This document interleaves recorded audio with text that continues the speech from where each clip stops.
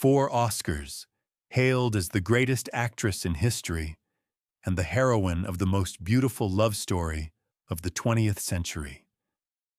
But what if I told you that a woman named Katharine Hepburn never existed? Her entire life was a chilling, meticulously crafted facade. Her legendary 26-year romance with Spencer Tracy was a filthy fiction. She merely served as a cover for his homosexual affairs and drinking binges, while she secretly lived with women. But the darkest secret lay in her childhood. The real Katharine died at 13, when she cut down her brother's lifeless body from a noose. From that day, she stole his identity, his birthday, and lived nearly a century under a false male persona. Today, we will unearth the grave of Hollywood's Queen of Secrets and reveal a truth that chills the blood. Forget everything you knew about the Queen of Hollywood. The real story begins where the beautiful lie ends. Act 1. The Illusion of Love. To grasp the scale of the lie the world swallowed, we need to feel the air of the place where it was forged. Picture Los Angeles in the 40s. Not just a city of dreams, a fortress run by a handful of all-powerful studio bosses. Louis B. Mayer, head of MGM, wasn't just a producer. He was a god, judge, and executioner rolled into one. Star contracts had a notorious morality clause, a legal trap. The studio could tear up a contract and crush an actor's career for any behavior that might tarnish the industry. In this stifling, paranoid atmosphere, where private eyes and tabloid reporters lurked behind every bush, 2 people met who had secrets to hide. The official legend says their meeting was electric, magical. They first crossed paths in the MGM studio parking lot before shooting Woman of the Year in 1941. Katharine, in her signature high heels to seem taller and more dominant, looked at the stocky Spencer Tracy and delivered her famous line, "I'm afraid, Mr. Tracy, I'm too tall for you." Tracy, without missing a beat, replied, "Don't worry, Kate, I'll cut you down to my size." Biographers have spun this dialogue for decades as the start of a great romantic duel, a sexual tension that blossomed into a 26-year affair. But let's look at the facts with clear eyes. Who were these people in 1941? Spencer Tracy, the actor's actor, a genius of on-screen naturalism.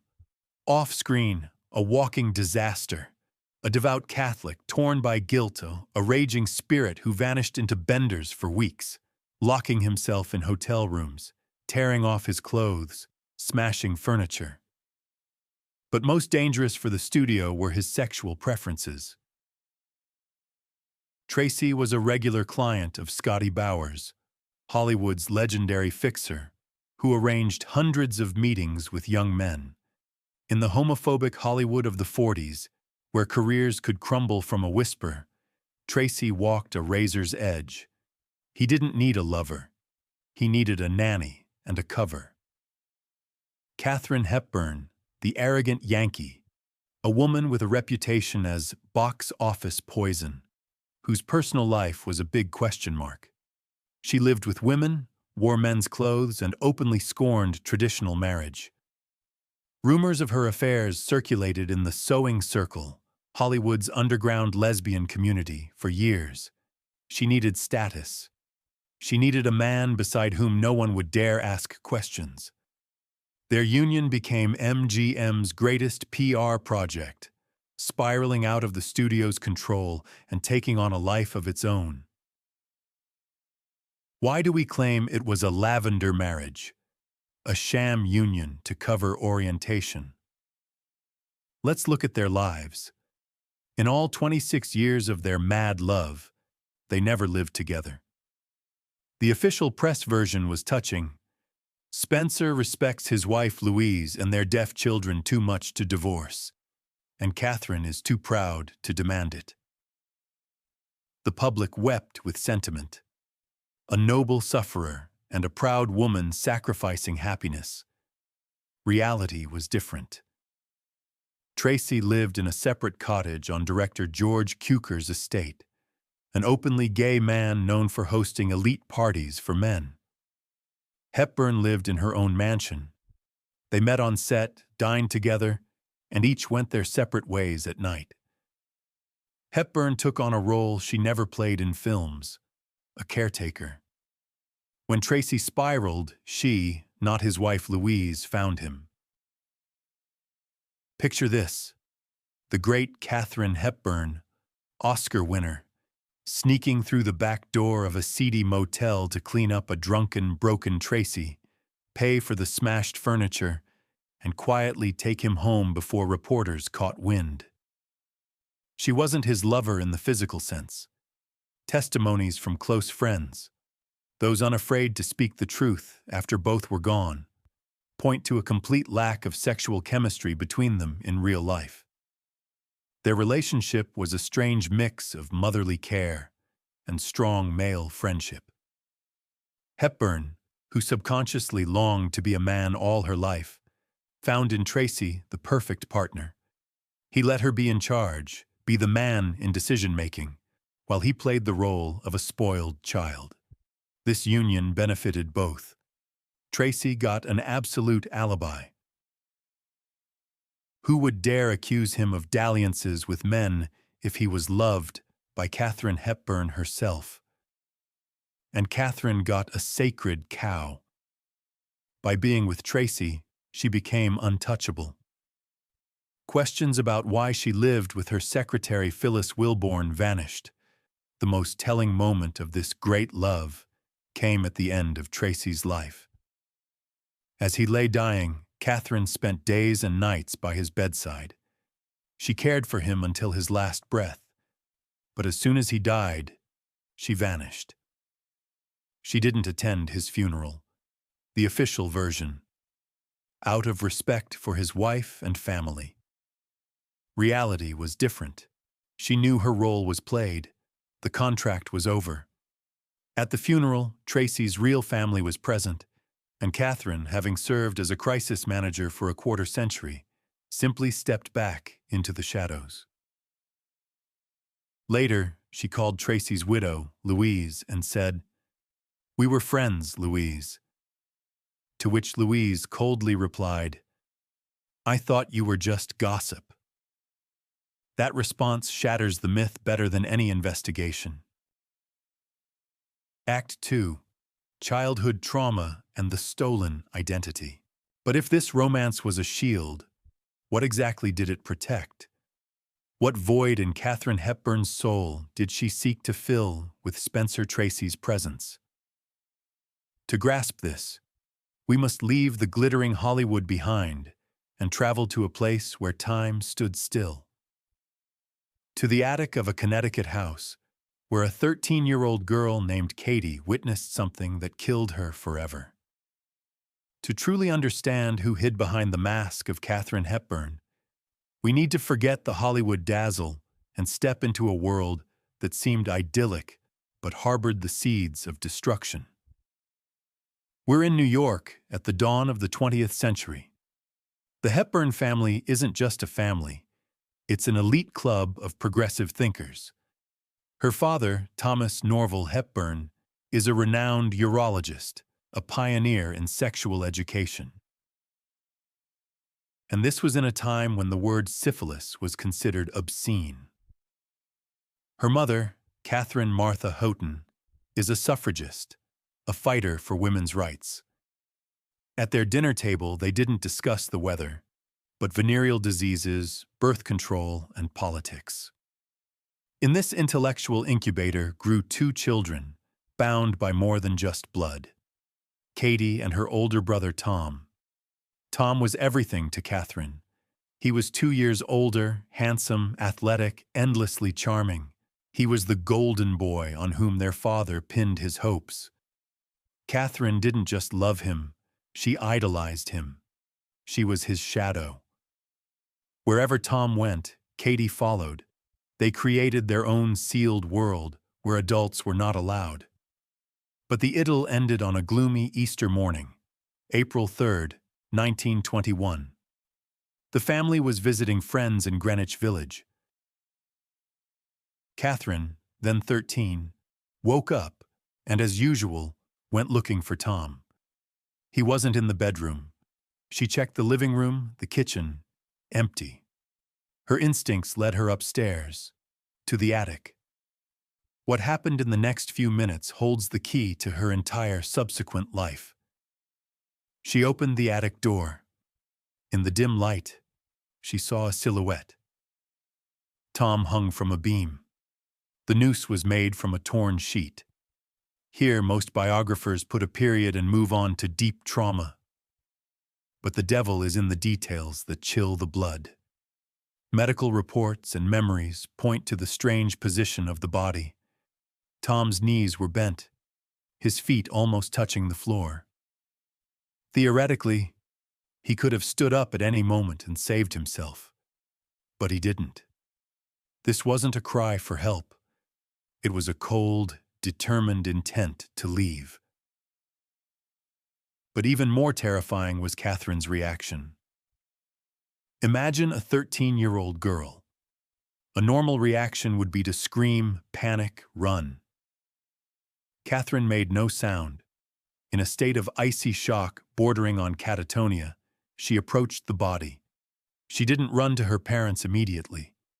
She tried to take him down. She lifted his heavy, already cooling body, trying to loosen the knot. She held her dead brother in her arms until her own strength gave out. Only realizing she couldn't bring him back, she gently laid him down and went downstairs to her parents. "Tom's up there. He seems dead," she said as calmly as if reporting a broken cup. Her father, Dr. Hepburn, reacted instantly. He rushed to the attic, took his son down, performed artificial respiration, but it was too late. And at that moment, a defense mechanism kicked in that destroyed Katharine's psyche completely. The Hepburn family refused to acknowledge the truth. Dr. Hepburn, a man of science, a man who fought for truth in medicine, lied to himself and the world. He categorically forbade calling his son's death a suicide. "Tom was happy. He had no reason," he shouted. The official version they fed to neighbors and newspapers was this: an accident during an experiment. Allegedly, Tom was trying to show some trick he'd seen at the circus, and something went wrong. Katharine was forced to live in this lie. She was forbidden to grieve. She was forbidden to talk about what she saw in the attic. In the Hepburn household, Tom's name became taboo. He was simply erased, like a failed draft. Imagine the pressure on a teenager's psyche. You witness the most terrifying event of your life, and your closest people tell you, "It didn't happen. You saw nothing. Everything's fine." And Katharine broke. Or rather, she rebuilt herself anew. If Tom was gone, and her father only loved Tom, then Katie had to disappear, and Tom had to return. A few weeks after the funeral, Katharine Martha Houghton Hepburn ceased to exist. The girl took scissors and brutally cut her hair short. She threw away her dresses, she put on her brother's clothes, and she announced to the family, "No more Katie. Call me Jimmy." This wasn't a game. This was dissociation. Jimmy was an aggressive, tough, unsentimental guy. He hated school. Katharine dropped out and took lessons at home. He despised weakness. He let no one close. But the most shocking fact of the stolen identity, which remained a secret almost until her death, is tied to the birth date. Look at any mid-20th century film encyclopedia. Katharine Hepburn's birth date is November 8th. She celebrated this day for decades. Studios sent her cakes. Fans sent cards. But Katharine Hepburn was born on May 12, 1907. November 8th was Tom's birthday. She didn't just mourn him. She literally became him. She stole his birthday to live the life he couldn't. Every year, blowing out the candles on November 8th, she wasn't celebrating her aging, but the continuation of her ghost brother's life. Now you understand where the Queen of Hollywood came from. Her famous masculine acting style, her sharp voice, her tyrannical nature on set. This wasn't acting skill. This was Jimmy controlling Katharine's body. She became a great actress, not because she wanted fame, but because her entire life from 13 was one continuous role. She played Tom for her father, trying to earn the love meant for a dead son. The irony was that Hollywood, the dream factory, bought this illusion as genuine. They thought they were hiring an eccentric tomboy, but in reality, they signed a contract with the ghost of a dead boy living in a woman's body. Act 3, Hollywood Rebellion and the Sewing Circle. But Jimmy couldn't thrive in isolation. He needed a battleground. When Katharine hit Hollywood in the 30s, she brought not just talent, but a gender chaos the world wasn't ready for. Picture Hollywood in the early 30s, an era sculpted from silk, feathers, and lipstick. The female ideal was Jean Harlow, the platinum blonde, soft, accessible, seductive, or Mae West, the embodiment of predatory sexuality. Women on screen were objects, their job, to be the pretty backdrop for the male hero's drama. Studio bosses like Louis B. Mayer or Jack Warner personally approved actresses' hair color, weight, even eyebrow shape. It was a clone factory. Into this sterile, glossy world burst a creature from another planet. Katharine Hepburn arrived at RKO. She stepped out of the car, leaving producers speechless. No makeup. Her face was speckled with freckles, considered a skin defect back then, something to be burned off with acid. Her hair was unkempt, but the kicker? She wore men's work pants, not the elegant Eastern-styled slacks Marlene Dietrich might occasionally don. No, these were rough, baggy denim, bought from the workman's section. She didn't move like a woman. She strode wide with purpose. She didn't lower her gaze. She looked men straight in the eye, a bold defiance. Studio PR was horrified. "How do we sell this to the public?" they whispered in the halls. They tried to break her. They hired top makeup artists to paint her a new face. They tailored luxurious dresses for her. But then Jimmy took the stage. There's a legendary story, often told as a quirky anecdote about a rebellious star. But seen through the lens of her brother's death, it's an act of desperate psychological self-defense. During the filming of an early movie, studio heads decided to teach Hepburn a lesson. While she was on set, costumers, on direct orders from producers, stole her favorite jeans from her dressing room. The plan was simple and cynical. She'll have nothing to wear home. She'll have to put on the skirt we kindly left. We'll force her to be a lady. It was an assault on her identity. They tried to strip Jimmy off her and force her back into Kathy. Hepburn's reaction made history. Discovering the theft, she didn't cry. She didn't wear the skirt. She stripped down to silk underwear and a men's shirt and walked out of the dressing room.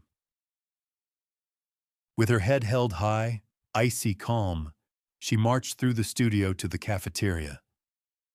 Imagine the scene. Hundreds of extras, lighting techs, directors, and producers frozen with forks in hand. The great star parading in her underwear. She told the bosses, "I'll walk naked until you return my pants." She wasn't bluffing. She paraded around the studio like that for hours, ignoring the whistles and laughs from the crew. For her, the shame of public nudity was nothing compared to the terror of losing her male armor. The studio caved. The jeans were returned. Jimmy won. But why did she need this so badly? Was it just about her brother's memory? Here we touch on a subject Hollywood hid even more carefully than Spencer Tracy's fading. Pants, no makeup, a low voice. In the 30s, this wasn't just a style. It was a code. A secret language by which insiders recognized each other. Katharine Hepburn was an unofficial icon of the sewing circle. That's what they called the closed community of lesbian and bisexual actresses in the golden age of Hollywood. Greta Garbo, Marlene Dietrich, Tallulah Bankhead, and many others were part of it. While the press spun tales of her romances with agent Leland Hayward or millionaire Howard Hughes, who, by the way, was obsessed with control and admired her androgyny, Katharine's real life was tied to women. The most important figure of that time was Laura Harding, heir to the American Express empire. They met in the early 30s and became inseparable. Laura wasn't just a friend. She lived with Katharine, traveled with her, taught her high society manners. It was Laura who honed Hepburn's famous, aristocratic accent. The press called Laura Katharine's husband, thinking it a clever joke. But for Hepburn, it was the truth. When the studio pressured Katharine to stop appearing publicly with Harding because it looked suspicious, Katharine was furious. But she understood the game. Laura had to retreat into the shadows, but she remained in Hepburn's life forever. Phyllis Wilborn took her place, a woman officially called secretary and companion. Phyllis lived with Katharine under one roof for 40 years. 40 years. She ran the household, greeted guests, was there every day. And all those years, Katharine publicly played the role of Tracy's lover, while Phyllis silently stood aside, holding the star's purse. That's why Hepburn fought so fiercely for her pants. It was her flag. Her way of telling the women of the sewing circle, "I'm with you." I didn't bend. She created a unique precedent. She made the world love her in a masculine guise. In the film Sylvia Scarlett from 1935, she spends half the screen time playing a boy, and in one scene, her character kisses another woman. In 1935, censors let it pass only because it's Katharine. She's odd anyway. Act 4. Box office poison, the porcupine strategy, and a genius comeback. By the late 30s, the patience of both the public and the studios snapped. Her arrogance, her odd attire, her refusal to play the glamour doll game, and the whispers about her sexuality hit a breaking point. Audiences grew weary. Theater owners, in a panic, wrote to the studios, "Don't send us Hepburn films. Nobody's coming to see them." Then, in 1938, something happened that should have ended her career for good. Her name appeared on a notorious list titled Box Office Poison. Most stars, after such a blow, would drown in despair or fade into obscurity. But Katharine Hepburn decided to wield her most unpleasant trait, her unbearable personality, as a weapon of mass destruction. 1938. Katharine Hepburn's career lay in ruins. The Association of Independent Theater Owners published a list of actors whose names on a marquee guaranteed financial disaster. On this blacklist, under the headline Box Office Poison, were Marlene Dietrich, Greta Garbo, Joan Crawford, and Katharine Hepburn. But while the public's interest in Dietrich had simply cooled, Hepburn actively irritated audiences. Americans, enduring the Great Depression, loathed her. They felt she looked down on them. Her sharp voice, her Boston accent, her angularity, and most of all, her absolute refusal to be likable. All of it grated. Any other actress in such a spot would hire an army of PR agents. The standard rescue strategy: repent, give an interview where you bake a pie, pose with cute puppies, show you're just one of the girls, soften up, get more feminine. Katharine Hepburn chose the kamikaze route. She didn't just refuse to apologize. She reloaded her weapon. She built a fortress of aggression and rudeness so high no one could climb over it.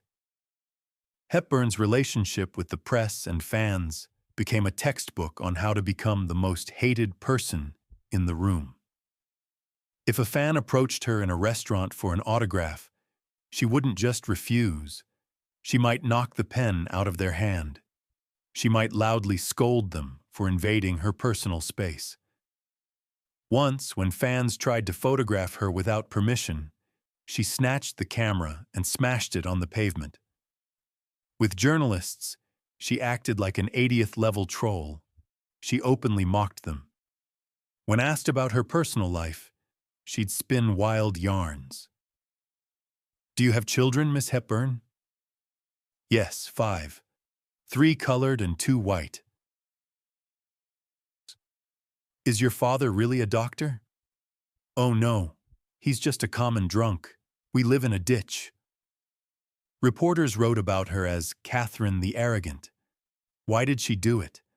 Why deliberately destroy her reputation? The answer lies in the trauma psychology we dissected earlier. It was the porcupine strategy. Katharine Hepburn, the girl who held her dead brother and whose identity shattered, was terrified of intimacy. If people got too close, they'd see the cracks. They'd see the Iron Lady was a sham. They might ask about Jimmy. They might question the women she lived with. So she struck first. Rudeness became her moat with crocodiles. Her arrogance served as a blinding shield. People were so busy discussing her terrible character that no one looked deeper. She made the world hate her mask to protect her soul. But Hepburn's genius lay in finding a way to sell that hate. When the studio broke her contract, offering a humiliating role in a forgettable film, which she of course refused, Katharine didn't retire. She made a chess move that forever changed Hollywood's business model. She learned about a new play by Philip Barry, The Philadelphia Story. The main character, Tracy Lord, is a rich, spoiled, cold aristocrat everyone sees as a shrew, whom life and men teach humility in the end. Katharine realized, that's me. That's how the public sees me. She borrowed money from her friend, the eccentric billionaire Howard Hughes, who respected her business acumen, and bought the rights to the play's film adaptation before it became a Broadway hit. Imagine the face of Louis B. Mayer, head of MGM, the most powerful man in film, when canceled. Hepburn walked into his office. "I hear you have the rights to The Philadelphia Story, Katharine. We want to buy them. We'll make the film with Norma Shearer." "No," Katharine replied. "You'll buy the rights. But I'll be the star." It was blackmail. The studio had no choice. If they wanted this hit, they had to take box office poison with it. But Hepburn was smarter. She knew audiences wouldn't come to see her win. They'd come to see her suffer. She personally chose director George Cukor and co-stars Cary Grant and James Stewart, and she let the screenwriters do to her character what every American dreamed of: knock her down a peg. At the start of the film, Cary Grant's character literally pushes her in the face, and she falls to the ground. Throughout the film, other characters berate her, call her a bronze statue, a cold virgin, say she lacks humanity. Katharine Hepburn sold the world a public execution of her own image. Audiences flocked to theaters in droves. They paid to see arrogant Kate put in her place. They got sadistic satisfaction from her on-screen humiliation, and in the process, fell in love with her all over again. The film became a colossal hit. Hepburn snagged an Oscar nomination, and more importantly, full control over her career. She proved that if you can't be nice, be so unpleasant, it becomes a brand. She turned her sociopathic defense into gold. Act 5. Old age, legacy control, and death. Even the most successful defenses come with a price. By the end of her life, the mask had fused so tightly to her face that separating the woman from the legend became impossible, even for her. This brings us to the final act of her drama. Most legends fade with age. They soften, grow sentimental, their armor cracks. But Katharine Hepburn was cut from a different cloth. When she hit her 70s, then her 80s, the world saw a new version of the icon. The grand old dame with her high, tightly pulled back hair, her trademark turtleneck, and men's trousers, and that famous head tremor. Many thought it was Parkinson's. People looked at her with pity. Poor Katie. But it wasn't Parkinson's.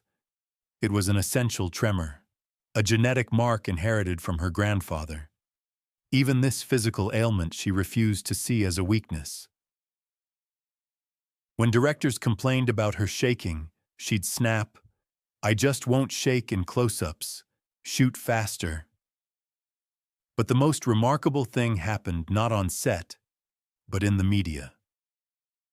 Katharine knew her time was running out, and when a star dies, the vultures, biographers, start digging through the dirt. She decided to strike first. She chose to write her own epitaph while still alive. In 1991, her autobiography, Me Stories of My Life, was published, and in 1993, at 86, she starred in the documentary Katharine Hepburn, All About Me. The title sounded like a promise of confession. Millions tuned in, expecting the Iron Curtain to finally fall. But what she delivered was a masterpiece of misinformation. It was perhaps her greatest performance. She talked to the camera for hours, joked, showed old photos, gave tours of her home. She created the illusion of total openness. But if you analyzed her words closely, you saw the emptiness. She retold the glossy version of the Spencer Tracy story, the love of her life, without a word about his cruelty, his male lovers, the hell she lived through cleaning up his vomit and hiding his bruises. She canonized him, turning him into a safe saint, because that myth protected her too. She spoke of her brother Tom, but how? With light, gentle sadness, as a tragic accident of distant childhood. She let no one near the 13-year-old girl in the attic who cut down the body from the noose. She didn't give them her pain. She even met death in the guise of Jimmy. She died on June 29, 2003, in that same family home in Fenwick, Connecticut, where her trauma was born. She was 96. In her will and funeral instructions, she stayed true to herself. No grand Hollywood farewell. No speeches. She demanded a quiet burial, just family. Her gravestone bears only her name and dates. Dates that, as we now know, also hide a lie. For she took with her the birth date of her brother, a talisman she carried for 82 years. Katharine Hepburn achieved the impossible. She lived nearly a century under the camera's gaze, one of the most famous women on the planet, yet remained utterly unknown. She made conservative 20th century America fall in love with a woman who scorned marriage, wore men's clothes, lived with women, and had the temperament of a dictator. She didn't bend to the world. She bent the world to her. The irony of her legacy is that feminists raised her as a banner of female strength.